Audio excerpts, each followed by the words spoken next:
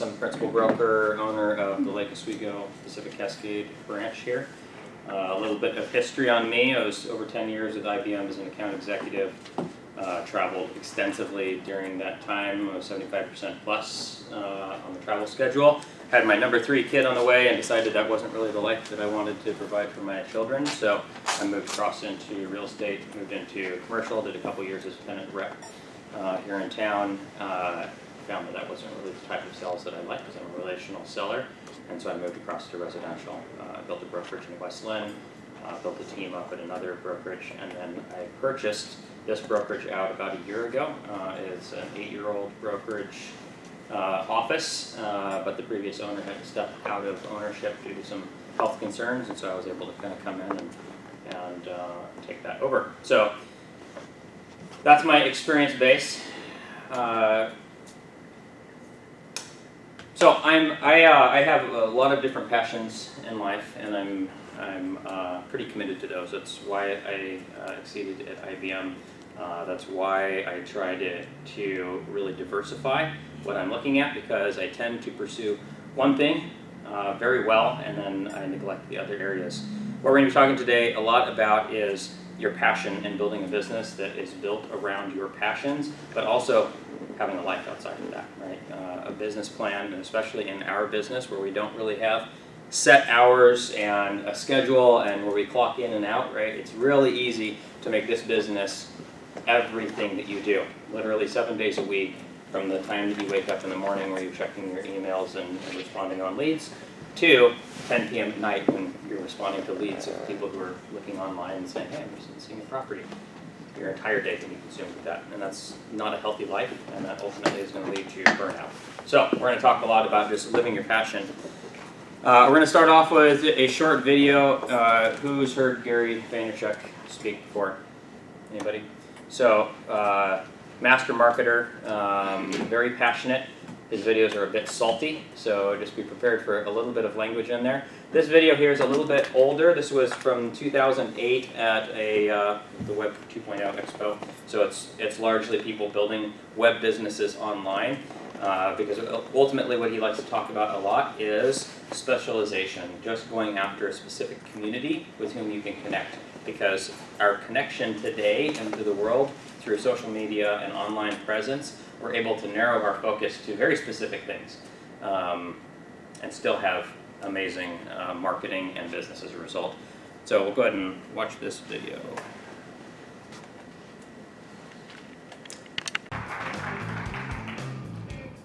Hey. So first and foremost, should I just do this for you? First and foremost, I really want to thank everybody. I mean, this is outrageously humbling. Every single person in this room, since you're here, there's no doubt in my mind that you are going to kill it. And that's what I want to talk about today, PP. I really want to talk about this.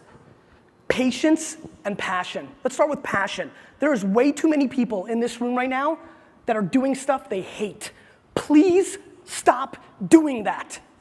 There is no reason in 2008 to do shit you hate. None. Promise me you won't. Because you can lose just as much money being happy as hell. Clap that up because it's real shit.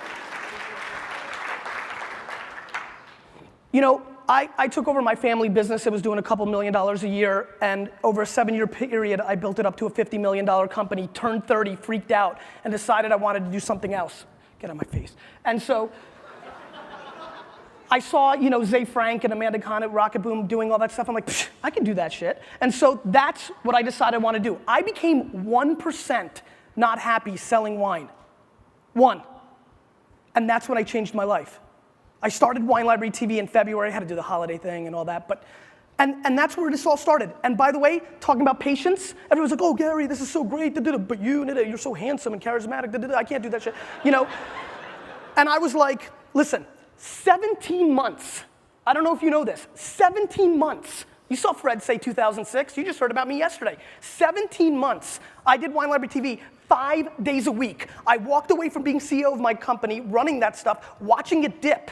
For 7 years, it grew 24% every month. against the month from the year before. And I walked away, started Wine Library TV, and I became part of the community. Let's talk about community. Listen to your users, like Fried said, absolutely. But giving a shit about your users is way better. People listen, but they don't do anything.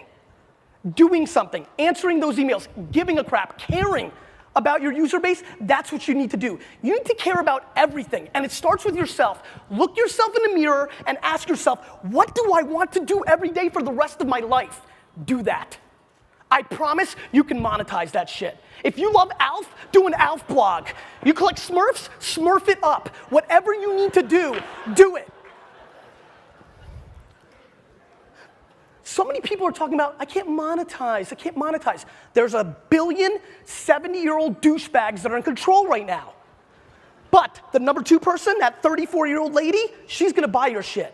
She's gonna put the advertising on your stuff. It's coming. Stop crying and just keep hustling. Hustle is the most important word ever.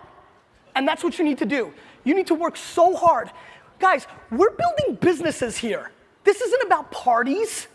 We're building businesses. I used to work in a liquor store from 7 in the morning to 10 at night for 7 straight years, and the only days off I took were to watch the New York Jets. And you know what that did? It made me throw up on myself, so that wasn't a vacation. And that gave me a platform. That was a stepping stone. The reason I was able to start Wine Library TV was because I built up this business. It gave me the equity, the cash flow to do it. You need to hustle. You have to have a business model. I mean, getting a crap load of users and then flipping it is not a business model. Make some cash along the way. Thank you for clapping. Make some cash along the way. You know, Fred Wilson, who spoke earlier, he was pretty solid, but a little boring. But, you know, we had coffee the other day, and I was like trying to be cool. I'm like, Fred, I'm so about freemium, a word my brother AJ loves. You know, freemium, right? Have a free platform, but have something to pay for. And Fred looks at me and goes, I coined that phrase. I just wanted to say that because he's so cool. I want you to think about something. I did a video on this on GaryVaynerchuk.com. I always say, legacy is greater than currency. Has everybody completely grasped that your great-great-great-grandchildren are gonna watch and see everything you've ever done? I think about that every single day. I want my grandkids to be proud of me. My mom did such a good job raising me. You know what I hustle about? I hustle about meeting every single person on earth. Do you know why? Because most people who don't really know me think I'm a loud, obnoxious East Coast guy. Why is this guy here? He's a wine guy, he's a dick. But when they meet me, they can see that I care. I got lucky. My DNA is weird. I care about people more than I care about myself. You know, my gift is my curse kind of thing, and that's helped me quite a bit. Because listen, it is not fun answering what wine goes with fish 74 times a day. It's not. I produce the most non-scalable apps on earth. When Facebook launched apps, I was like, what should we do? You know what? We'll do a Facebook app called Ask Gary. You ask me a wine question, and I answer it. That was 8 hours a day for a month. That sucked. And even worse, I would let nobody answer them except me. I answer every one of my emails, 700 to 1,000 a day. This is why I travel so much. The only place I catch up is on the air.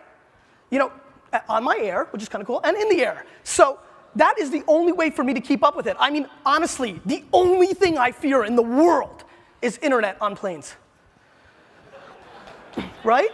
Dave, I'm telling you, once that happens, I'm dead. I'm gonna retire from email. I don't know, you know, I'm sitting up here and I'm thinking, I'm like, what can I say, what can I do?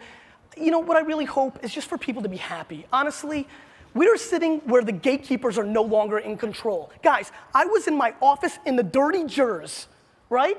And I started taping Wine Library TV. Now I'm repped by CAA, the biggest talent age. I mean, they rep Oprah and Tom Cruise and Beckham and me. That's a joke.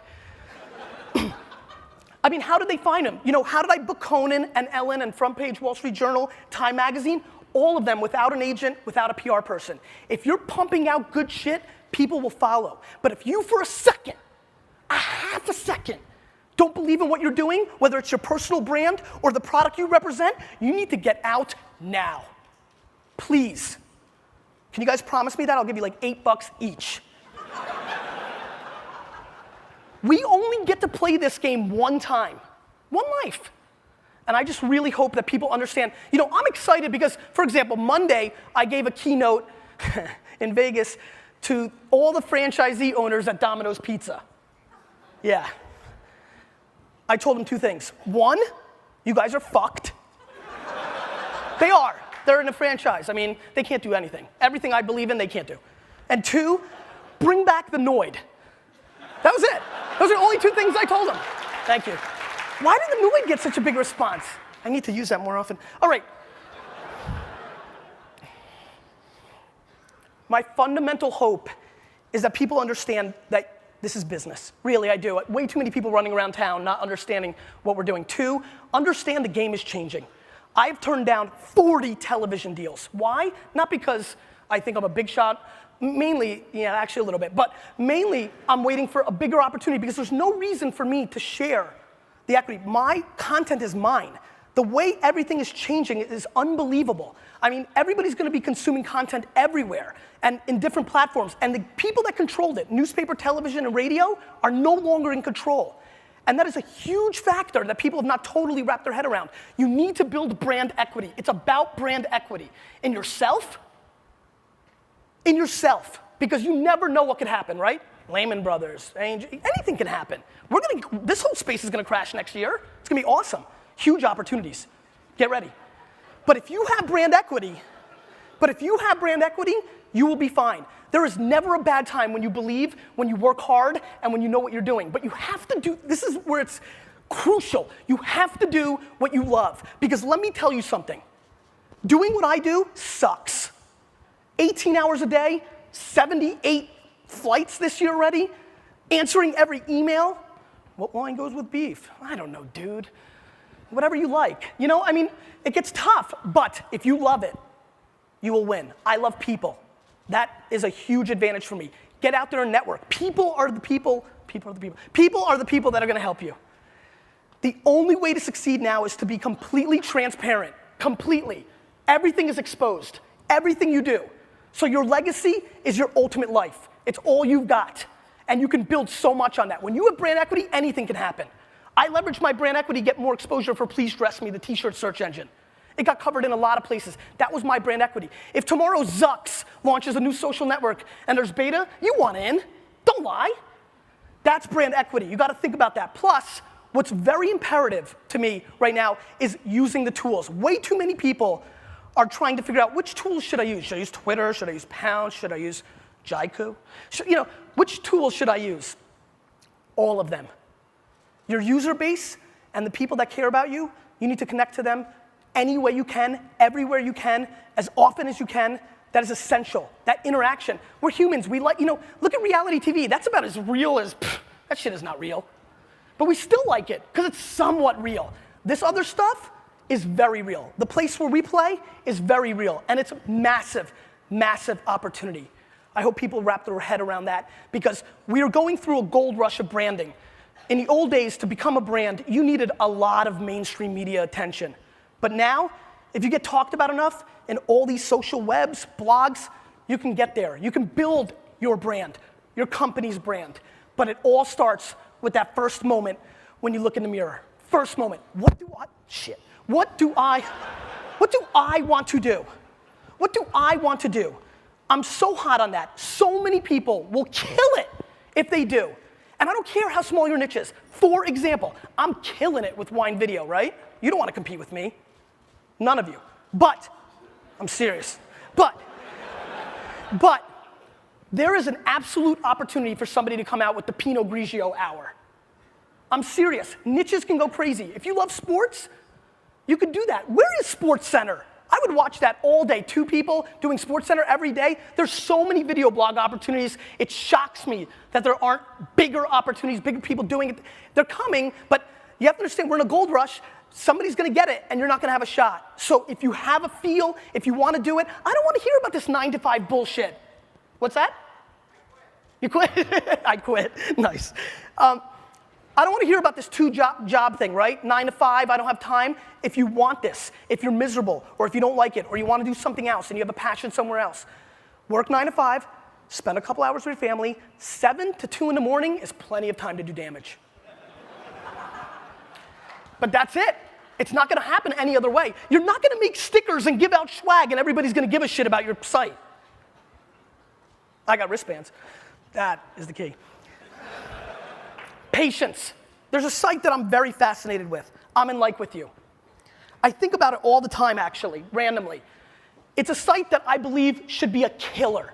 Video, gaming is just so on the verge of exploding. The guy, Charles, he's got it. He's got that it factor. He's a little bit of a douchebag, but he's got it, right?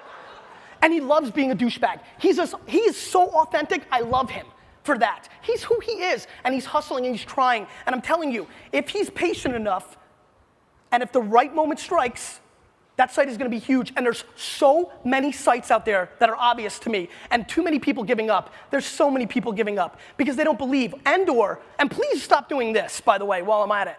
Don't come out and say, well, we're the Facebook plus Dig minus Flickr and Delicious on the flip side. That's horseshit. Do what you're about. Please. I'm done.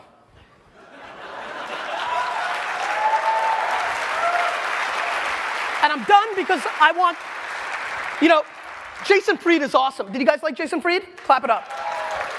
And he's a heartthrob a little bit, right? He's a little heartthrob. Him and I really been talking about doing this Q&A tour, so we're putting the final touches. We're just gonna sit and answer questions for 12 hours a day. That's why he did Q&A. That's why I've got $1.27 to answer questions. Please raise your hand and ask a question. I will give you money. Anybody? Yes. What did he say? I didn't hear. Tomorrow, yes, I like how you're trying to plug our event. Yes, I'm doing a tasting tomorrow. Go ahead. What was it? Anything? Money? Yes, thank you. How do you get money to do what you love? You don't, right? I lost a shitload of money when I started doing what I loved. What you do is you position yourself to succeed. So for example, if you're doing something else and you want to do this thing you love, you do it after hours. You work 9 to 6, you get home, you kiss the dog, and you go to town, right? I mean, you start building your equity and your brand and whatever you're trying to accomplish after hours. Everybody has time. Stop watching fucking Lost. That's a good overheard, right? That was a good overheard. So, you know what I mean? I mean, if you want this, if you want bling bling, if you want to buy the jets, if you want to do shit, work. That's how you get it. That's all I got. There's just nothing else to say. One more question. One more. It's free. I love you. Thank you.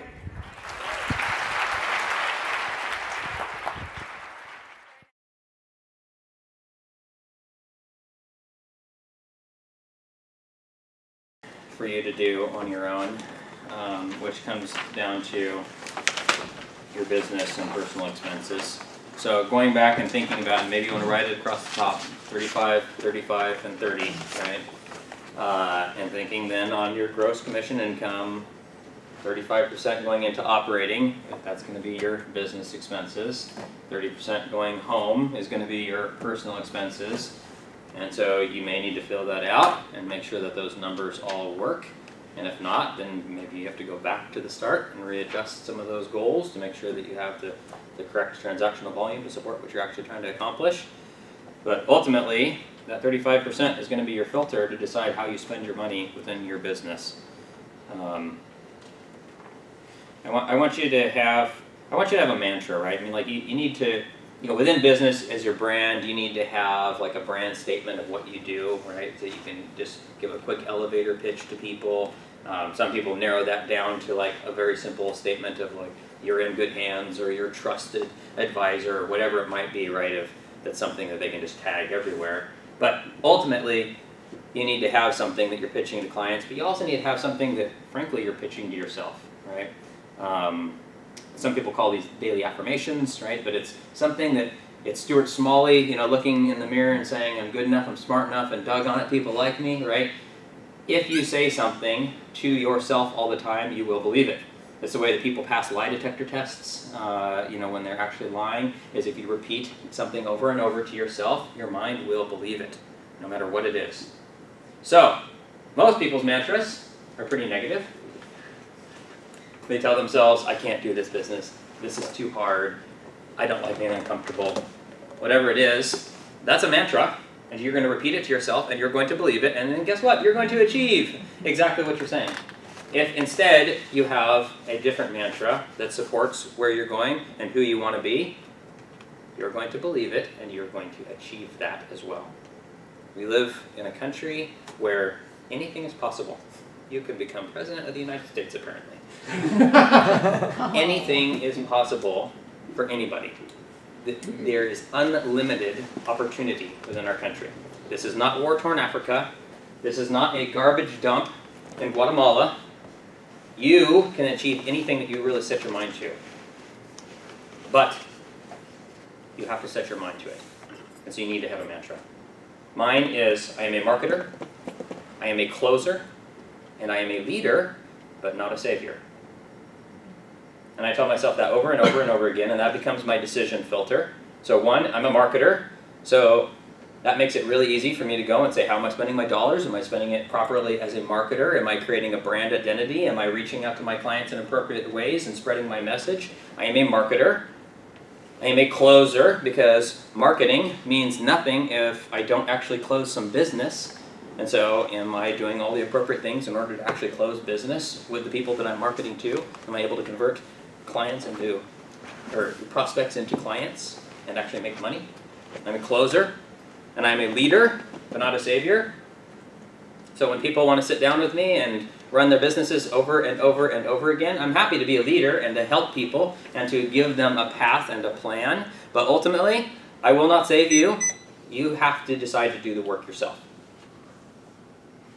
And mostly that comes down to not lying to yourself and just deciding what you want to accomplish, right? So that becomes my decision filter for every single thing that comes up and every pitch that gets thrown at me for a new business or a new marketing strategy. There's all kinds of things that are going to come at you all the time. You need to have a filter to run those through. And it should be mantra-based, and it should be dollar-based. And if you don't have any dollars to spend, it doesn't matter if it fits within your mantra, because you have no business doing it. That's all I got for you. Any questions? I have one question. Yeah. So how do you determine ROI for outside of trial by error for marketing? My recommendation is to have a coach Okay. that you can run things past. I would talk to other people and what their experience has been with things. My rule of thumb is that I always need a 6 times return on any dollar that I invest. So if I'm going to put money into Zillow at the tune of $3,000 a month, that needs to turn into $18,000 of commissions per month. And if not, then I need to reevaluate, because there's probably other ways to spend the money to provide a better return. Okay, thanks. Yep. Any other questions? Okay. The second piece there is the marketing plan. So that's really just an extension of what we have done within the business plan for you to go back. And there's an example page in the beginning showing, like, writing out a calendar of what your activities are actually going to look like. We went back in the very beginning, we talked about the fact that typically people's business activities go up and down all the time, and that's generally the result of inconsistency. Think of, at your own home, how many times have you gotten a flyer from a random broker, right? Like, call me to list your home, and that gets thrown into the garbage. And how many calls do you think they actually get off of that? 0. However, there are ways to do that effectively, which is consistency. And so if you send a card every single month and the branding looks the same and it's a valuable message to the homeowner, it gets thrown away, it gets thrown away, it gets thrown away. It's like, oh, that guy again gets thrown away. Oh, hey, yeah, that guy thrown away, thrown away. I actually am thinking about it. I should call this guy because he's on top of it. He's definitely my neighborhood expert, and I really need to get a hold of him. And I see him on social media all the time. And I've seen his signs within the neighborhood, right? You start getting like these multi-avenue approaches. And consistency. So farming absolutely works. Geographically farming a neighborhood definitely works. However, you have to be committed to doing 6 months to 12 months before you're going to get a deal off of that, because you have to create a brand identity and become the expert for that neighborhood. You have to grow a relationship in an area where you have zero relationship. So, consistency.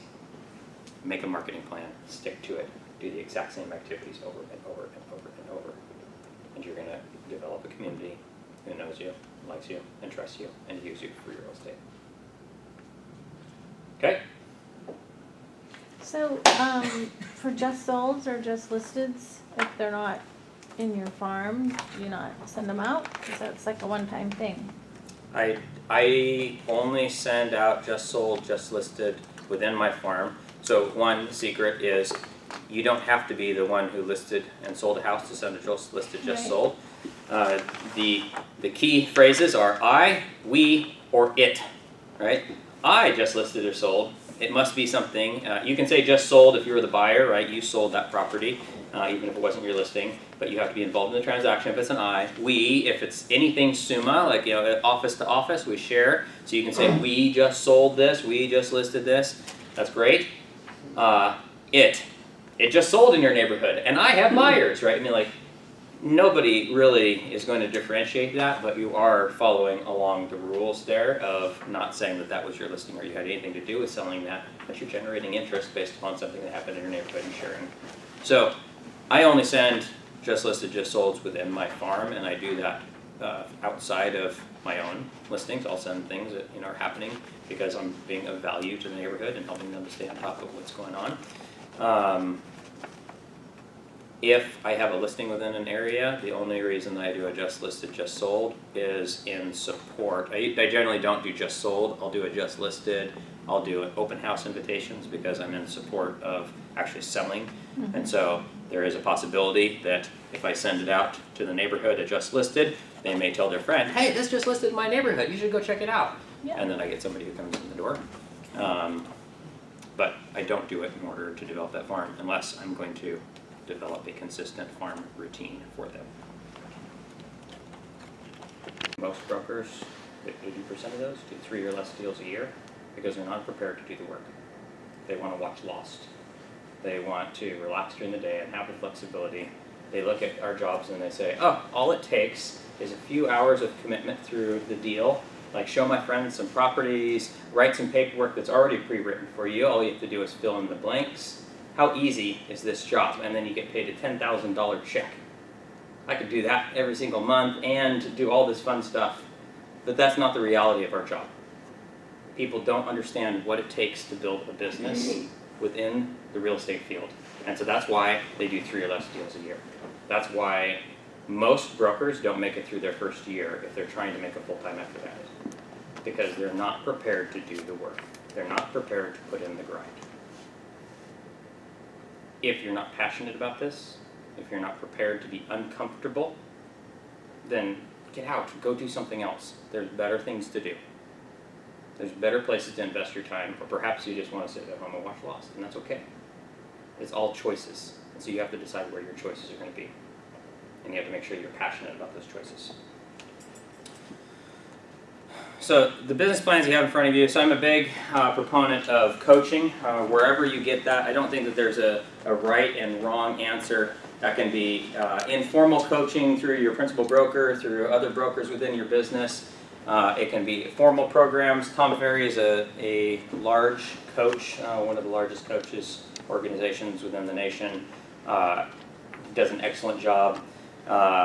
There's a ton of different programs out there. My recommendation is that you get connected with a coach in some way. If you can't afford it to start with, then start with something informal. And as soon as you have your first check, then invest into coaching. Because ultimately what you want is other people to be pouring into you, looking at things from the outside, giving you ideas from the outside, someone that you can be accountable to on your actions. So we're using his business plan today because it's something that I had around the office. Ultimately, I don't care where you get your business plan from, but we have to treat this like a business, because if you don't set a plan, if you don't track against it, if you don't have your activities all laid out, what you end up with is a mess. You have a business that you don't really have control over, you don't know where you're going, You kind of have this vague idea that you want to hit so many deals this year, but you don't know what that's based upon. You don't know how to hit that. You don't know what your numbers need to look like to hit that. And so you end up being disappointed that you missed your goal, even though that you did, good work this year. You end up having like this business that's all over the place where you do a little bit of marketing here and a little bit of marketing there and a little bit of marketing there and never get anything consistent that's happening, and you just luck into your next deal. And so you live in a land of stress because you never know where your business is going to come from. So, well, last month it came from my brother, and then then my neighbor the month after, and then that one was an internet lead, and but where's the next one coming from? No idea. I'm just hoping that something lands in my lap, and that sucks. Unfortunately, it can be mildly successful right now because of the business climate that we are in, but that is changing. Over the next several years, you're going to see a lot of change within real estate. And ultimately, if you do not have a plan, if you're not working it, if you do not know your sources, if you're not staying consistent in your marketing activities, your business is going to fall away. So, start out right. Make business plans, track quarterly. So we're going to go through this business plan today, and we're going to fill it out. And then if you decide you want to do something different, that's totally fine, but at least you'll have something that's a baseline for you to go through.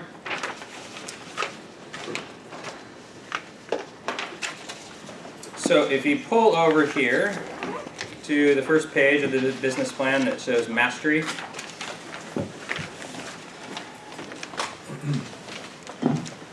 everybody wants to skip steps in their business, right? We always just want to go right to the how do we make the best systems? Because systems are something that's pretty easy to plan. You can just sit at your desk and plan out step A, B, C, all the way through transactions, and without actually ever doing anything, right? So we always want to skip around in this. But ultimately, business is built layer upon layer, and you have to start at the bottom. And the bottom of this is, are you interested or committed? So I want you to think about that, and then I want you to circle what you are. Interested means that you like real estate, and this is kind of neat, and the idea of working with your friends is good, and you don't know what the business actually might look like, but you're somewhat committed to it, right? You're here. You've gone through the education to get here,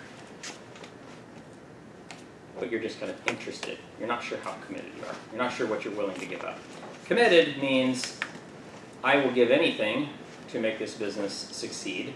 I'm willing to give up my evenings and my weekends. I'm willing to make sacrifices in order to make this work over this first year. And so I want you to decide now, are you interested or committed? There's nothing wrong with just being interested in this business, but then it helps you to set the correct expectations of what the business is going to look like for you. Right? Can you be both? You can be, you can be both, but you have to decide what that means, right? Decide what it is that you are committed to. If I have a full-time job, I got 8 more years there, I'm not going to throw my PERS away. Even if you can make more outside of PERS. I'm not going to throw my PERS away. Yeah. And I've Well- been an investor since 2002, so. What did he say in here, right? You don't have to give up an 8 to 5 to build an amazing Exactly, business. so you can do both. Mm-hmm. But you know what you're committed to. That's what I'm saying is you know what you're committed You to, still have a right? social life. Right. You have to know where your commitment lies. So the next is lead generation. We'll cover what 554 means. Ultimately, what I want you to do is just to rank out, and if you're brand new into the business, you're not really going to have anything going, but I want you to rank out how many lead sources do you have? What do those look like? Do you know your numbers? I would say, how many lead sources do you have? Write a number in there. I have 1. I have my sphere that I'm going to go to. If you're brand new in the business, you have 1 lead source. You have the sphere of influence, the people that surround you, that you can go to, and you can just start getting the message out. Hey, I'm a broker. This is what I do. I'm excited, interested, passionate, committed to this. I want your business. I want to help you. I want to be a resource. That's a lead source, right? Right away, you have 1. Everybody's got 1. Do you have more beyond that? Do you know about them? Write down how many lead sources do you have.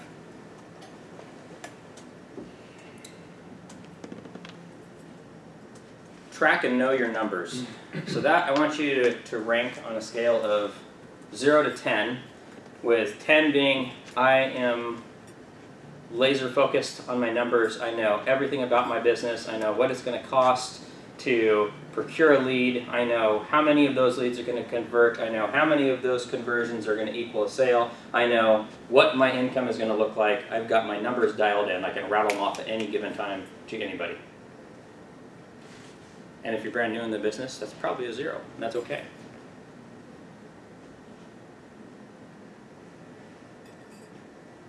Automatic monthly campaigns. You have marketing that's happening without your direct influence. Rank it on a level of 0 to 10.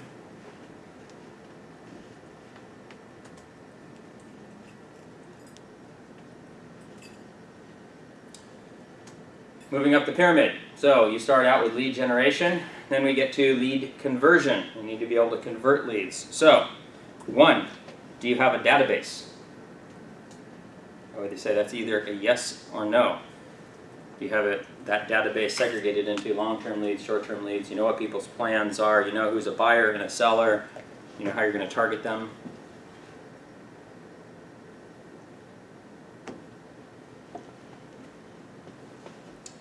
Two, do you have a visual lead list? So you have moved from a database, a CRM, of having all of your customer information in there, but now you have a way to like pull out, hey, these 10 people are hot within the next 30 days, that's going to be business, and now I have something visual laid out to pay attention to the fact that those are clients, and I need to be on top of that on a daily basis. Do you have a way to see that?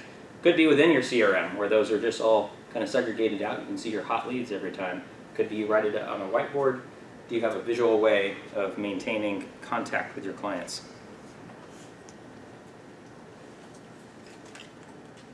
Number 3, is any of that automated?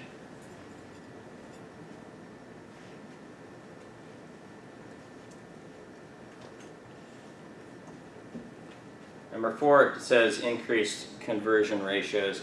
I want you to just think about if you know your KPI again of how many, so KPI, key performance indicators. Do you know lead to client to closing numbers? Do you know what those numbers are? And then do you have a plan on how to improve them?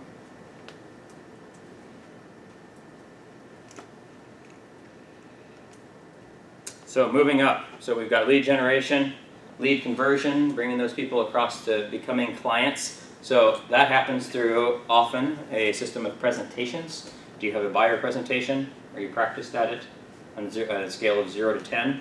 How good are you at your buyer presentation? How good are you at your seller presentation? How good are you at your investor presentation?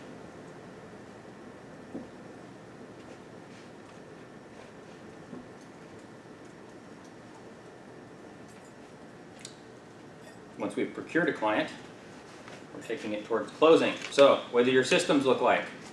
How are your back office systems for tracking all of this? How's your structure, your consistency? Are you investing properly into the systems in order to make it a successful client experience so that your clients turn into raving fans who tell everybody about you and build your online brand, telling other people, hey, this guy's amazing.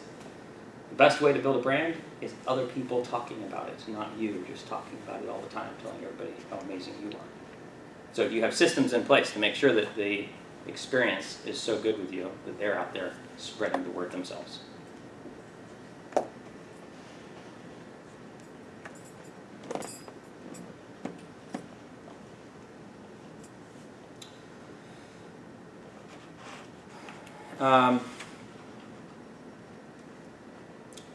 We're gonna skip the results section.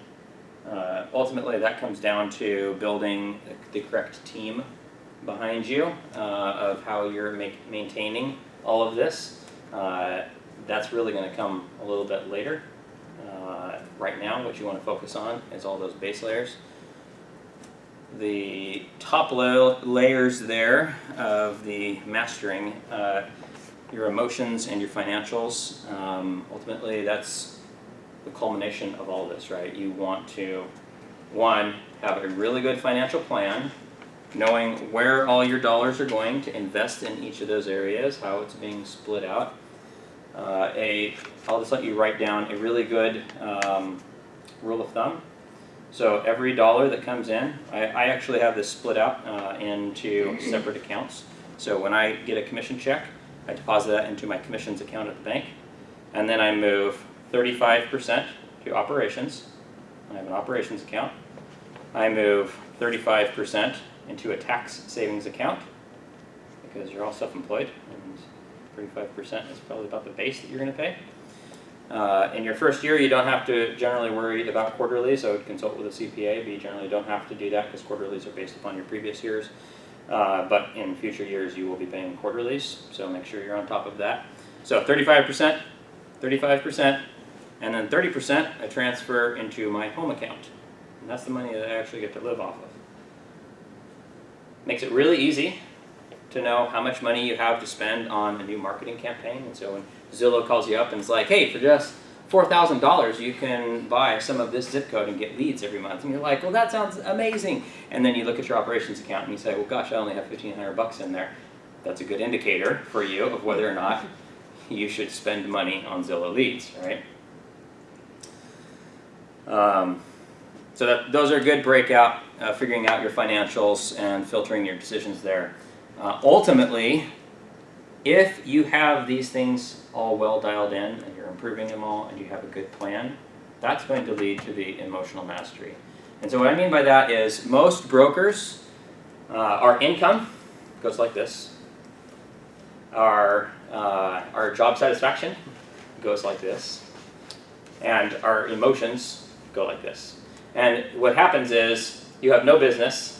And so you go out and you prospect, you're working your lead generation like crazy, you're improving your systems, you're tracking your KPIs, and then you get a deal under contract and you're like, I got dollars coming in, and now it's babysit, gotta make sure this client is happy, make sure they have a really great experience, and my income is gone now because I just finished a deal, and have I been doing lead generation?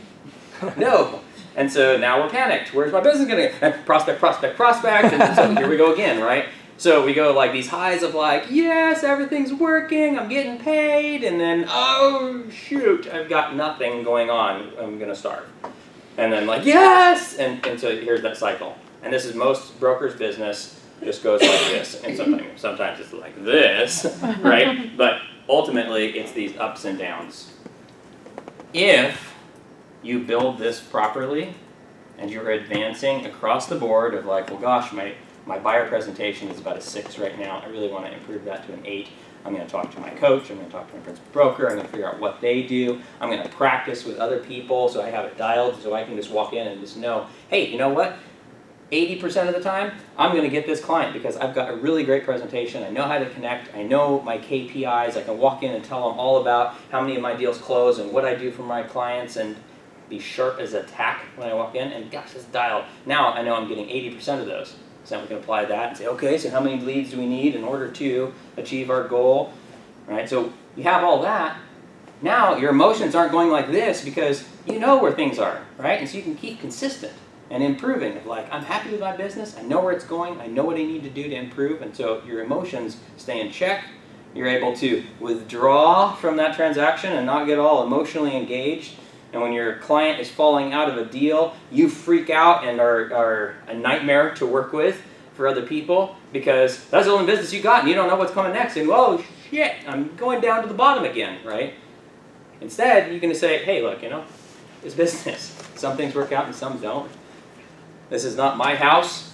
We're going to work this out. They're going to buy another property. We're going to find the right place for them. I can support my client through this without it being an emotional issue for me because I know what my business looks like and I know how to develop it. Sorry, I keep looking down this here. Let's move on to next page.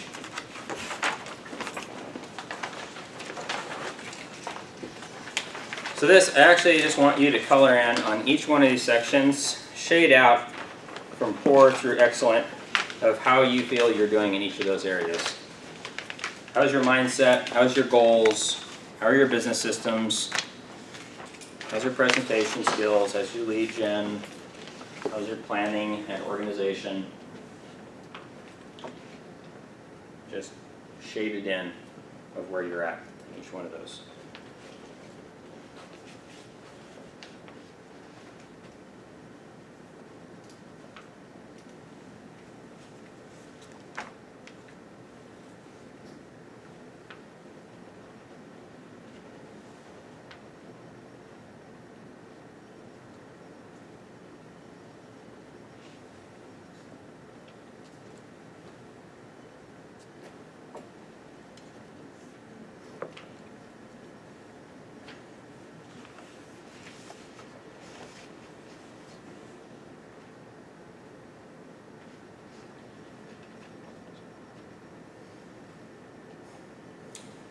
Just like we have a visual list of our clients, visual things are always helpful for us to just see kind of where we're at, right? Beyond writing down numbers on a sheet that just blend into all being numbers, having something visual of just being able to look at a target and say, oh gosh, these are great, but this one really needs to be improved, helps you to know where you need to spend your time and what you need to put focus on in order to improve it. You know what to talk to your coaches about, you know what to put those extra time into your business should look like, you know what it should be from 7 p.m. to 2 a.m. of where you need to improve yourself. Right. Let's jump to KPIs. Next page.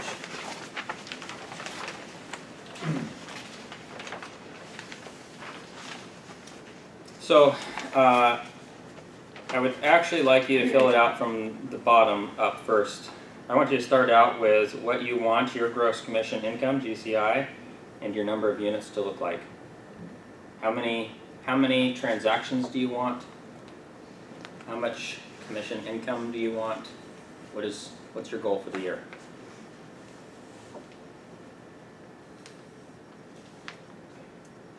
And I know this says, like this is a 2017 business plan and we're into our last quarter here. I think I would look at it more of just over this next year, right? Over a 12-month period, what do you want to accomplish?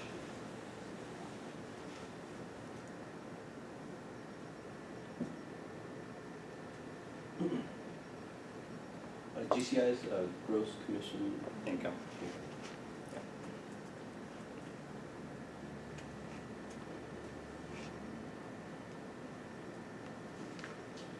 Once you have that number written down, you can skip. So, I mean, lease or leasee isn't applicable within our market. Really, the great majority of it is going to come from listing and buyer sales. So you can go back up to those top two, and of the transactions that you identified down below on the gross commission, what percentage is that is going to come from each one of those? Or do you want to come from each one of those? What is your target?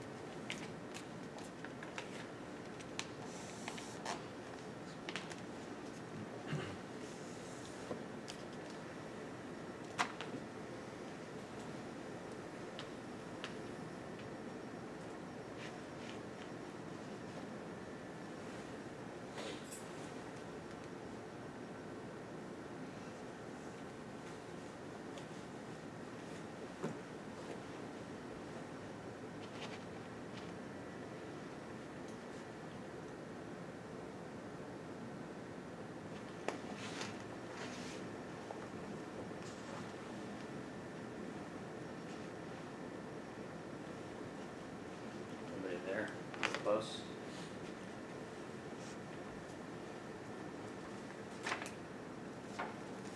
If you're ready, go ahead and turn to the next page.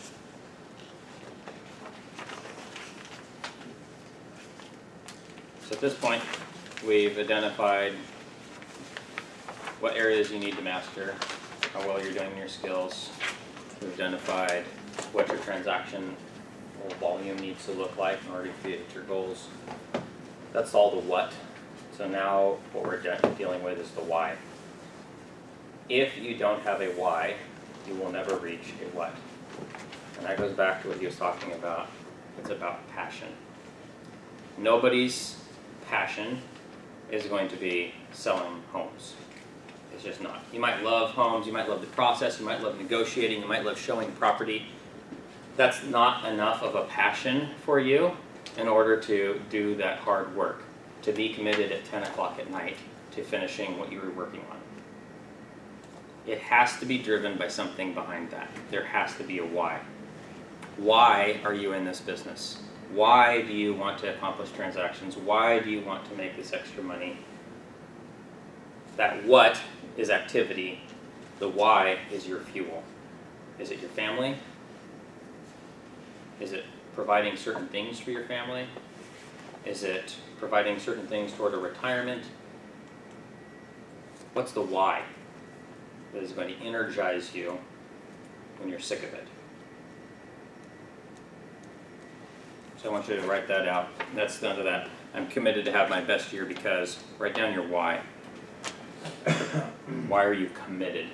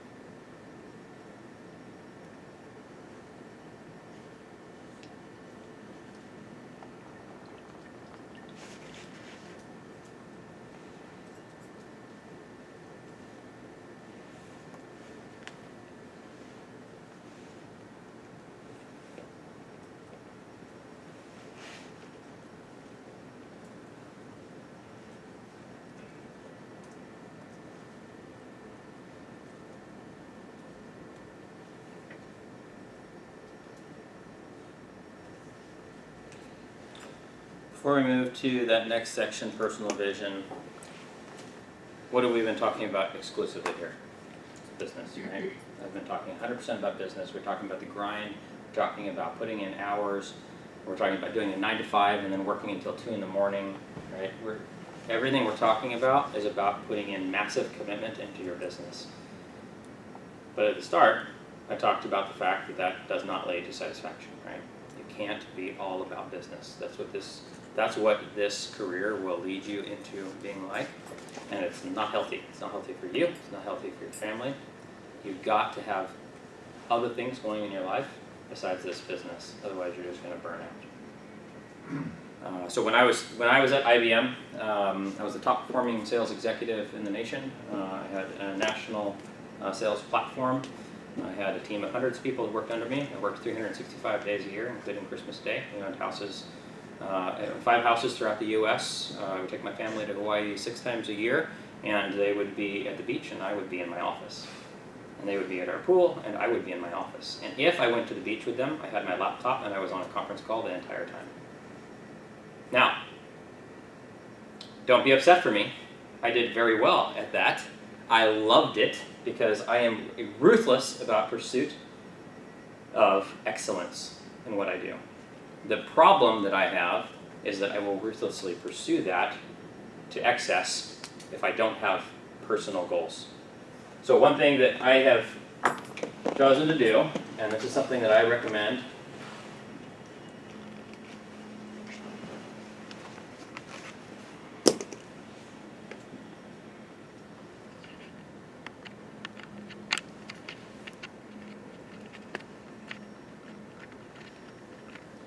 is that I set personal goals outside of business. Because you need to have something that you're pursuing. If you don't have things that you're pursuing, if you do not have a goal to accomplish, then this business will take over your life. Because if you don't have something that you're always pursuing and going after, something that you are ruthlessly committed to, then you can let this take over your life. So I set goals in each one of these. They're daily goals, there's weekly goals, and there's quarterly goals that I go after. And I'm just as committed to each one of these as I am to anything else. And in my body, my rule is I sweat every single day. So there's something that I go out and do every single day, and if it gets to be 10 o'clock at night and I haven't gone out and done my workout, then I'm going to go and I'm going to at least run around my block like 8 times until I'm out of breath and sweaty, because I am committed to doing that every single day. Fitness and fuel. How am I eating? Am I eating the right things? The very minimal that I'm committed to is I'm going to have a green smoothie every day, because at least I know I'm getting some vegetables into my body. It takes me 5 minutes to shove a bunch of things into a Vitamix, grind it up, and drink it down, and at least I know I got something, right? But I have goals for each one of those. What is my fitness and what is my fuel? And that is daily, and that is weekly. I evaluate, how did I do this week? What do I need to improve upon? What are the things I need to do to prepare for next week? And then quarterly. Sometimes it's something a little bigger. Am I going to participate in a race? Do I need to prepare myself for a race? Do I need to build that into my weekly routine? Am I going to go and do a 100-miler? Am I going to go and do some incredible hike, right? I need to build in some goals. Otherwise, it's just going to be old, and then I'll skip a few days of my sweat routine because, who cares, whatever. I've got other things going, and there's more important things right now. You need to have something that you're pursuing, because if you're not pursuing, then you're fading away. My being, so that is my soul, my spirit. Doesn't matter if you believe in God or not, you know that you have things to take care of within yourself. You can do that through meditation. Meditation is incredible, just from a physiological aspect, aside from a soul. From a physiological aspect, meditation helps people to calm down. It helps your body processes to improve. Build meditation in. That might look like prayer. That might look like just stillness. I recommend subscribing to the Calm app or the Mindspace app. Those are both great apps that got guided meditations. So take 10 minutes and just find some peace and withdraw into that per day. Also within being, I also talk about memoirs. So I write a memoir every day. Sometimes that's looked like just a thankfulness journal of looking at my life and what am I thankful for, especially in times where there's downturns in other areas. I'm having a struggle, maybe I was injured, my body, and now I can't pursue the goal that I was after, and so that's kind of depressing. So writing a thankfulness journal and just working on that of what are the great things going on in my life. That just resets and helps you to find that out. Or to write a memoir, write a book, write what's going on in your life, something that you can share with others, something that helps you. Writing things down imprints things in your mind, so the more you write out, the more healthy that you're going to be in pursuit of what you want, and thankfulness around what you have, right? That's all important to do. Take care of your being. business, obviously here. I do something, so beyond what I do within my business, I do what's called a discover and declare. Those are my two commitments within that. So I'm learning something new every single day. I discover something about my business. That could be about the market, that could be about sales techniques, that could be about negotiations, that could be about how to lead my brokerage. But I'm discovering something every single day. And then knowledge, just for the sake of knowledge, is worthless. So I share that knowledge, I declare that. So it might be to my customer base, telling them about things that are going on in the market. It might be to my brokers, of telling them things that are going to help them within their business. It might be all kinds of different places, right? But I'm going to declare that every day. That's part of that, creating your online brand. If you want to have an online brand and you want people to know who you are, you need to share relevant content. Not apple pie recipes, which a lot of brokers like to put out there. You need to share relevant content that shows you are an expert, especially if you're doing this from 7 p.m. to 2 a.m. You need to show people that you know what you're talking about. You're sharp as a tack, you're ruthlessly committed to your results, and you're well educated in being a broker, right? Discover and declare every day. And then your balance, it's my family. So, am I spending time with my spouse and kids? I write them notes every single morning and just like share like love and appreciation with them. I have a date night with my wife every single week. I have a date night with one of my kids every week. I've got 3 kids, and so each of them gets a date like every week. So every 3rd week, basically, you know, they get a time with dad, and we've got family time built in as well. So I build things into my schedule of what am I going to pursue. And then again, there's daily goals. There's those weekly goals, and then quarterly, like what am I going to do, like something big with my family this quarter? Are we going to take them on a vacation? Are we going to take a weekend away? Are we going to do something fun as a family that's bigger than what we normally do? You've got to have goals that you are committed to and that you're going to pursue if you want to be a success. And that's more than just within your business. So, personal vision. I want you to write out what you see for yourself personally, outside of business, for this coming year.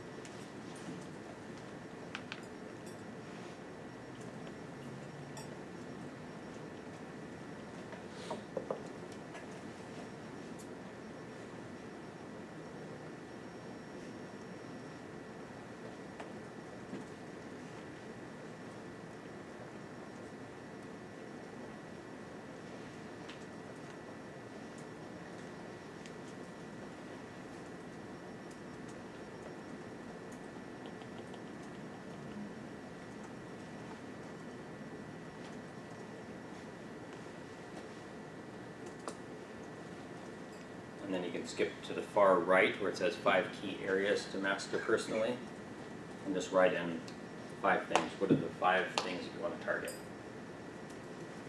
Weekly date nights with my wife or husband.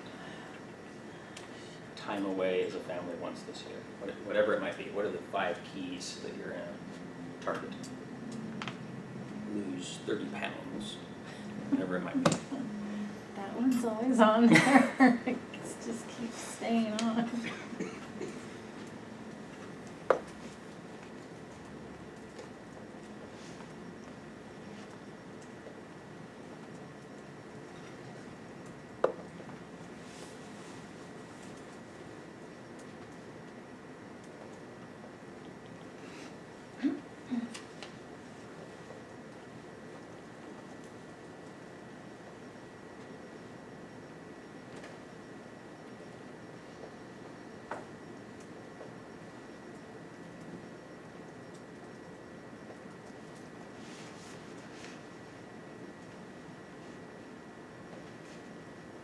And once you're done with that, you can do professional vision. So on the business side, what's your vision for how you're going to work professionally this year? What's your business look like? What are you committed to?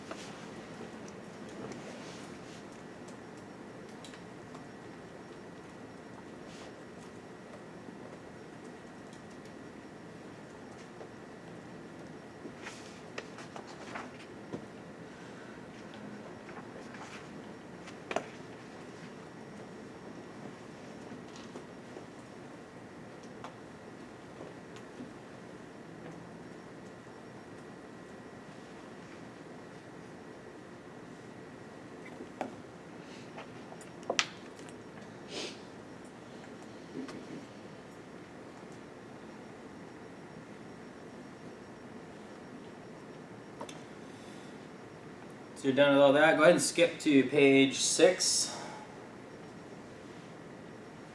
Talks about conversations needed.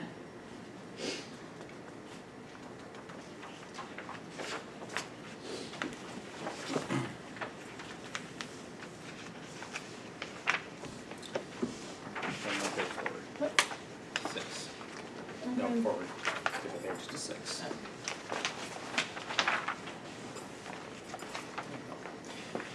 So, marketing is math. It's real simple. You don't have to be good at your job. You don't have to be likable. You don't have to be dynamic. You don't have to be anything. All you have to do is do the math. So NAR says that it takes 40 conversations in order to get down to one sale. That's the NAR, NAR is National Association of Realtors, has the NAR statistic nationwide based upon everybody that they talk to. And so you take that as an average of your worst person who might take 100 conversations to get to one sale because they're not known, likable, trusted, anything else. But you have enough conversations, you're going to find somebody who's willing to do business with you. All the way down to you have your most dynamic people who are just connected with all the right people and can do business instantly just based upon who they know and the fact that they're just a likable person. It's the type of salesperson that can sell ice to an Eskimo, and you're right, it's somebody who it just comes naturally to. And they might be like 10 people. Like, 1 in 10 conversations is going to turn into a sale. So the average is 1 in 40, so that's the numbers that we like to work from. So I want you to go ahead and just input some calculations here. This year's transactional goal, so based upon that page that we did before, how many transactions do you want to hit? How many transactions? Multiply that line by 40 to figure out how many new prospect conversations that you need a year.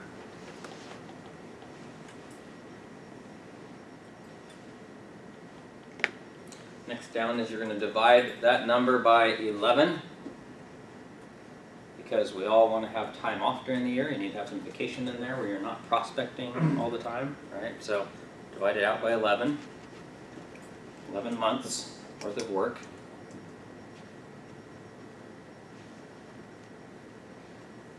And then you divide that number by 20, the number of working days within the month. Because you can't prospect every single day of your life.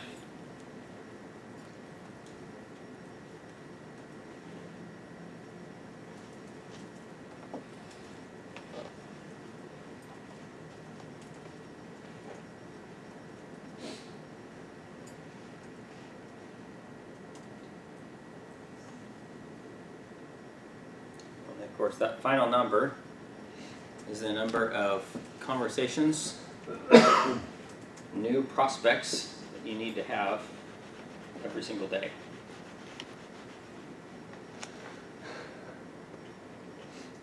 So we're going to stop there for a second and watch another video here. I do, for all the reasons that he just said there. But I'm not going to tell you to do that. It's also good for your skin too. It's good for all kinds of different ways. Actually, it was about to roll another clip of Wim Hof, who's just like the Iceman. That's all he does is all these cold things, right? It's really good for you. But I'm not going to tell you to take cold showers. What I am going to tell you is to stop fucking lying. Don't lie to yourself. Don't lie to people around you. Stop lying about what you're interested or committed to. I don't care. I don't care if you would rather just be comfortable. I don't care if you would rather ruthlessly pursue this business. I don't care. I want to support you in what you want, but I want you to stop lying. Because most people who get into this business are lying to themselves and lying to others about what they're committed to. They're not willing to do uncomfortable things in order to achieve what they really want. And so they'll lie to everybody and say, oh, I'm working really hard, I'm doing all the marketing, I'm putting in the hours. But the reality is they're not willing to be uncomfortable in order to achieve results. They're not willing to spend 5 minutes in a cold shower that you quickly recover from. because they want to be comfortable. And that's okay. But stop lying about it. Just be real and be raw with the people around you. And if all you are is interested in this business and all you want to do is a couple deals a year because you're going to bump into your brother-in-law and you don't want to do all of the extra work that it actually takes to build a business, just be real about it. Be upfront. Say, no, I'm not going to be uncomfortable. That's not who I am. I just don't care. That's fine. But be real about it. So where we're going to go from this is we're going into uncomfortable territory. You've identified how many conversations. If that number hasn't scared you, it should. Because it's a lot of conversations every single day. New people, new conversations. That's not talking to your mom every day. That's not a new conversation. Your mom gets one call a year. She's one of those conversations. What are some of the numbers that people have come up with on the number of deals? How many deals do you want? How many conversations a day? My goals are not huge, so Okay. it's 3 transactions a year, Okay. How many conversations does that take a day? 10. It's a lot of conversations to get to 3 deals. New people. Keep going. How many I've got conversations? four conversations, actually 4 prospects daily. Okay. 2.7, Great. 4, 5. 18. Mm-hmm. Mine's 24. New conversations every single day. But 3, honestly, should be just as scary for you because that is uncomfortable conversations. You do not have enough people within your sphere to have a new conversation every single day with 3 people. You don't. So that means you have to get outside of your sphere. That means you're going to have to be uncomfortable. You need to get comfortable being uncomfortable because if you do that work, you will get the results that you desire, and you'll actually probably get a lot more on the results side than what you're targeting. But it requires you to be uncomfortable. This stuff that I'm committed to every single day is uncomfortable. I get up at 4 in the morning so that I can accomplish these things. Is it fun to go for a run at 4 in the morning in the rain in the middle of winter? No. It sucks. And I tell myself all the same things as I do about taking a cold shower. Of like, I don't want to do this, this is going to be terrible, it affects my breathing. I'm like, it's terrible, it's not a good feeling, right? But you have to be uncomfortable because at the end of it, guess what? I've accomplished a lot more than a lot of people have accomplished. I'm a lot happier with my life than a lot of people are. What's the number one thing that people complain about who work hard in their business? That they don't have enough personal time. I don't have that complaint. I get 2 hours of personal time, that's all me, accomplishing things that I want to accomplish before my kids are even awake. I get 2 personal hours every single day. Is it comfortable? Is it enjoyable to get out of bed at 4 in the morning? No. Especially not if that, like the previous night I was up until 11 or 12. I don't like to be up that late, but sometimes that happens, right?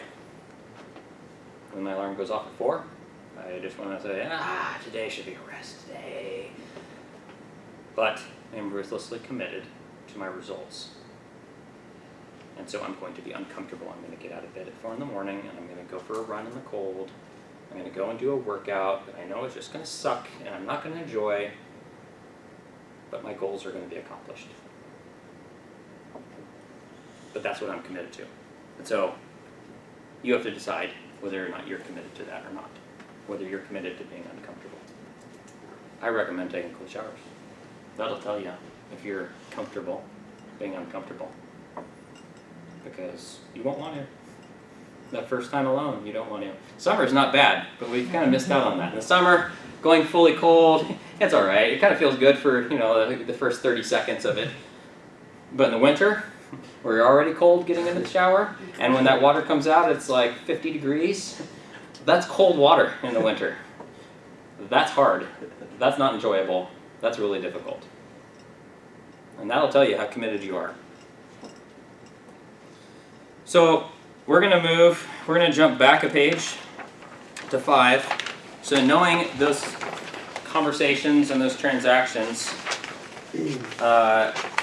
what I want you to write in is the number of conversations that you're going to have, and there's a whole bunch of different areas here on lead sources, and perhaps it's all going to be from your sphere because you don't have any other lead sources, or perhaps this is going to jog your memory with ideas that you'd like to accomplish of other lead sources. But where are those conversations coming from? So I actually don't want you to write the number of transactions like it says. I want you to write the number of conversations. How many conversations are you going to have in each one of those areas? And let's do it for the total for the year. So that's going to be pulling from the annual, line 2 above, where you multiplied by 40. So how many conversations are you going to have in each one of those areas?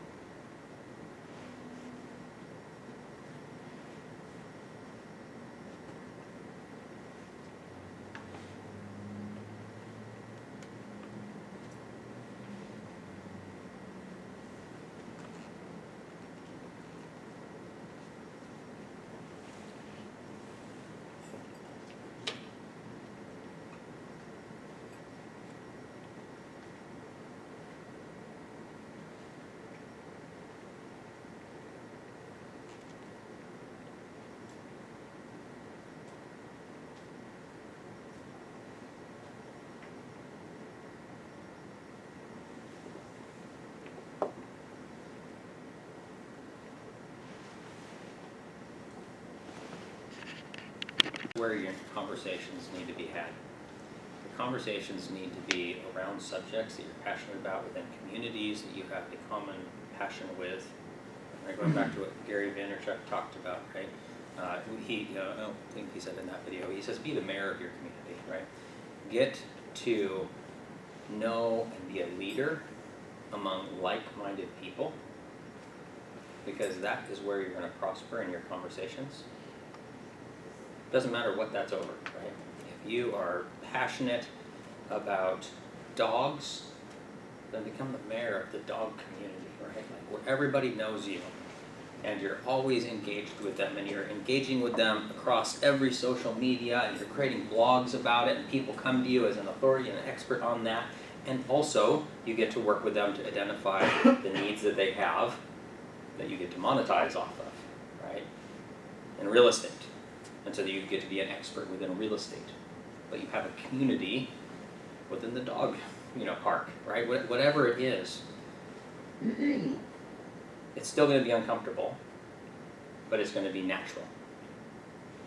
Because being uncomfortable for uncomfortable's sake doesn't make any difference. I mean, that's just going out and having a lot of uncomfortable conversations, and your conversion ratios are going to be lower. You're going to be that 1 in 100 person, right? Because there's a bunch of people who don't know you and don't like you and don't trust you, and it's just not natural.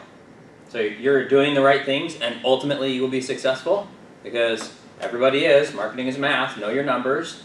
Follow through on the number of conversations you need, and you're going to get to your goals. But isn't it better to have a better conversion ratio, because you're working in a community that you already have passion about, that you already know, and people like you, and people are going to trust you. So if you're into Smurfs, like I was saying, if you're into Smurfs, be mayor of the Smurf community, right? Whatever it is, be passionate about something, and that will turn into a big business for you. Because it's going to be a lot easier to do things within than going out into areas that aren't natural for you. So when you're looking at this list, there's lots of different ways to be uncomfortable, right? Lots of people that we can engage with, but engage in the areas that make sense for you, that you have a natural passion already. Let's skip forward to page 7, big events and quarterly events. So this, I actually want you to just mark out, like if you're taking a family vacation for a couple weeks in July, right? Block out half of that month and say family vacation, because you're not going to be getting any work done there. If you have there's all kinds of things that can be built into there of like, well, I got a week of spring break here, and I have 2 weeks of this there, and then I've got my anniversary here, we're going to be going to, like, block those things out, because that helps you start getting a visual representation to help you understand, going back to, I need to have this many conversations and be this uncomfortable in this many areas, but look how many areas that I don't have that opportunity. And so if you know you're going to be gone for half of August, that shows you where you need to make an accommodation for that, and where you need to make some adjustments in order to have the right number of conversations. Helps you look forward and see what your year is going to look like. So block out anything that you know about for big events. Those could be business events, like if you want to have a quarterly past client event where you're going to have, in the past, I've done in November, I've done like a pie thing for my past clients, like an event. People come, have a glass of wine, pick up a pie. It's a nice thank you for the year to my clients, right? Well, that takes about a week worth of planning in order to make all of that happen, and so I know that that's going to have an impact in my business that week, and so I've got to mark in a week there. Well, that's going to take some planning. If we have a company event in June, I have to mark out a good week for that of that's going to take some planning. So mark in there things that you know are going to be an impact to your business and your ability to go out and prospect.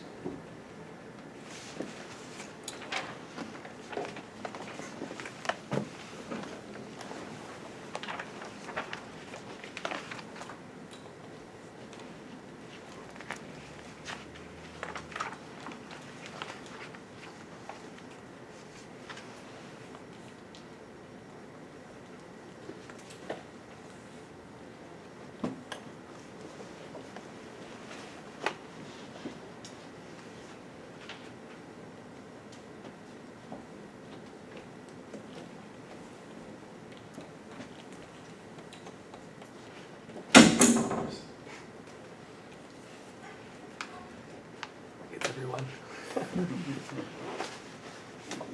We're just about done, so we're close.